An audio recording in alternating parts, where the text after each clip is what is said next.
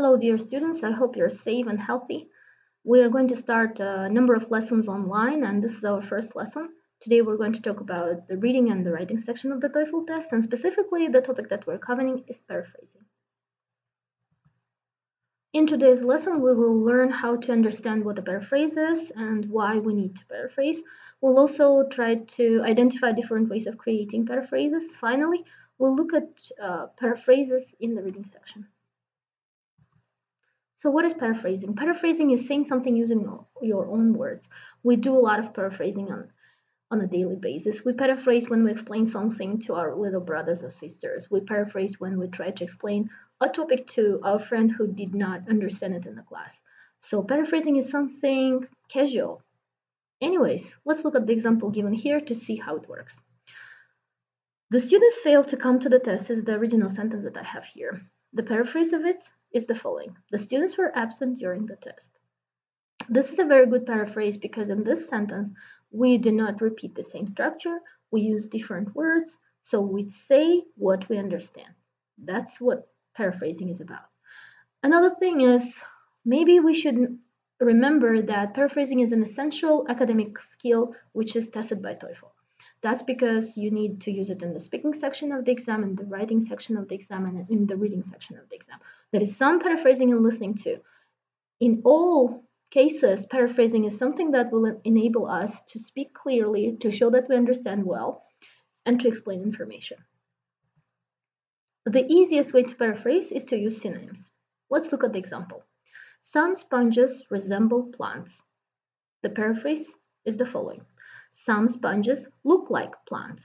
As you notice here, I substituted the word resemble with the word look like because look like is its synonym. Let's look at more examples of paraphrasing using synonyms. The original sentence. In algebra, letters and other symbols represent numbers. We know that the word represent has got a synonym which is stand for, and I can use the following paraphrase. Letters and other symbols stand for numbers in algebra. Paraphrasing method number 2. I can change the order of the words in the sentence, the original sentence.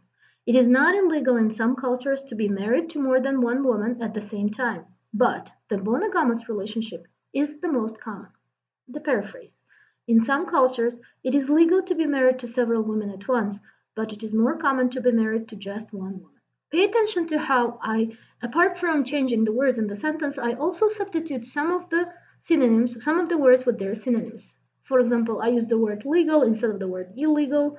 I use the word monogamous relationship instead of the word just one woman.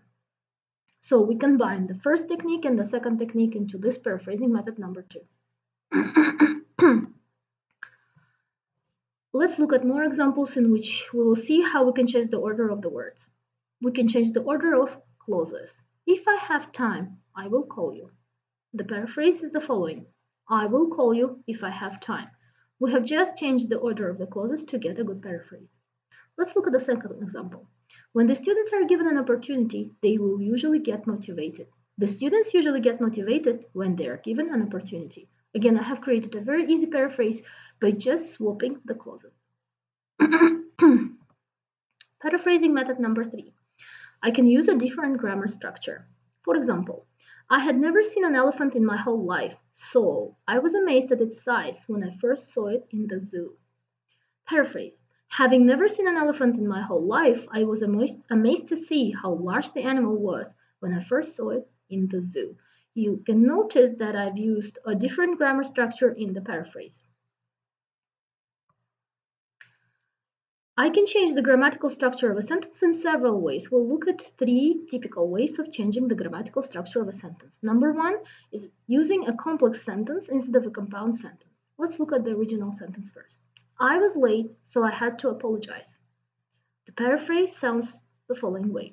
Because I was late, I had to apologize. If you pay attention, you will see that I have the word so in the first sentence, which is one of the fanboys. We've studied fanboys before, and you know that they are coordinating conjunctions used in compound sentences. And I'm substituting it with the word because, which is a subordinating conjunction and used in complex sentences. This is how I create a paraphrase. I can use a phrase instead of the clause. For example, he has been there before, therefore he won't be interested in this visit. The paraphrase sounds the following way. Having been there before, he won't be interested in the visit.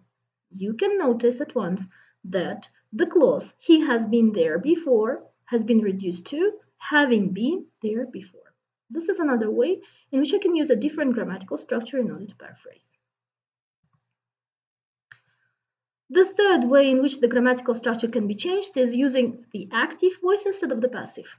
For example, the children were left alone during the match. The paraphrase sounds the following way. During the match, the parents left their children alone. Pay attention how were left alone is the passive voice sentence and it becomes the active voice sentence, the parents left their children alone. So, if you want to get the best results, you should use all the three methods we have just learned. Use the synonyms, change the order of the words, change the grammatical structure of the sentence. If you practice this more, you learn to paraphrase successfully. Remember, if you want to paraphrase well, you should not look at the original sentence during writing. Try to write what you understood. In this way, you will avoid plagiarizing. Now we will move on to the second part of our lesson, which is recognizing paraphrases. You probably already remember that in the reading section of the TOEFL test, we have got one typical question, which is called a restatement question, in which you need to identify the sentence which has got the same meaning with the original sentence given in the passage. Let's look at this example. Here I have a highlighted sentence, and the question says, which of the sentences below best expresses the essential information in the highlighted sentence in the passage? Incorrect choices change the meaning in important ways or leave out essential information. So my task is basically to identify the best paraphrase of the highlighted sentence. How am I going to do that? Let's look at some simple ways to do it. So here are the three steps which you need to follow in order to recognize a paraphrase. Number one, read the original sentence, make sure you understand it well. Number two, paraphrase this original sentence using your own words. Number three, match your paraphrase with one of the options given. We will try to do this in practice now. I will read the sentence for you and we will follow the three steps I have just indicated. Gorillas, which are vegetarians, have been observed to demonstrate gentle behavior towards small creatures in the wild. Well, it's a pretty easy sentence. I can understand and explain it the following way. Gorillas are vegetarians. They live in the wild and they show gentle behavior toward small creatures. Okay, that's what I remember from the original passage. Now I'm going to look at each sentence and try to see whether it matches my paraphrase. A. Vegetarians have been observed to demonstrate gentle behavior toward gorillas and small creatures in the wild. Well, this sentence is obviously wrong. It's wrong because the subject of the sentence is vegetarians, but we know that it's not vegetarians who have been observed to demonstrate gentle behavior toward young creatures. It's gorillas. B. Only vegetarian gorillas have been observed as demonstrating gentle behavior toward small creatures in the wild. Well, first it looks like a good sentence, but then I see the word only, which is a very extreme word. And I think it's not a good answer choice because apart from vegetarian gorillas, there are other creatures who demonstrate gentle behavior towards small creatures, right? So I'm going to cut this answer out. C. Small creatures in the wild have been observed as behaving gently and demonstratively when near gorillas. Well, this is absolutely wrong. Small creatures have not been observed as behaving gently. Gorillas have. Finally, D. It has been observed in the wild that gorillas, by nature vegetarians, treat small animals gently. Well, this is my correct answer. Gorillas are vegetarians, they live in the wild, they treat small animals gently. This is how I arrive at the right answer. Let's have another example. Medical quackery, which promises cures for all existing and even non-existing diseases, has a powerful appeal even to the well-educated. Okay, that's a bit more difficult. I think I need to define the word quackery. Quackery, medical quackery, is a situation in which a person who is not really a professional doctor, say, has not studied at medical school, tries to cure or tries to treat a person who is ill although he or she is not qualified to do this. So we can call people who do this charlatans. I hope it's understandable now. So what do I understand from this sentence? I understand that medical quackery offers people very good solutions. It offers them treatment for all existing and non-existing diseases. So even the well-educated people are attracted to it. This is what I understood. Now I'm going to look through the correct answer and find the correct answer. A. Well-educated people in medicine promise to find powerful cures for diseases. Okay, this is obviously wrong because it's not well-educated people who promise to find cures. It's charlatans. B. Even well-educated people are attracted to fake cures for diseases that may or may not exist. Okay, I like this sentence. I like this sentence first because I have the expression even well-educated people. Okay, that's what I have in the original sentence. Cures for diseases that may or may not exist. I also have the original sentence existing and even non-existing diseases. So I like B, I'm going to put a mark next to it. We'll check C and D anyways. Medical quackery promises the well-educated a cure for diseases. Okay, this is partially correct. What is wrong with the sentence?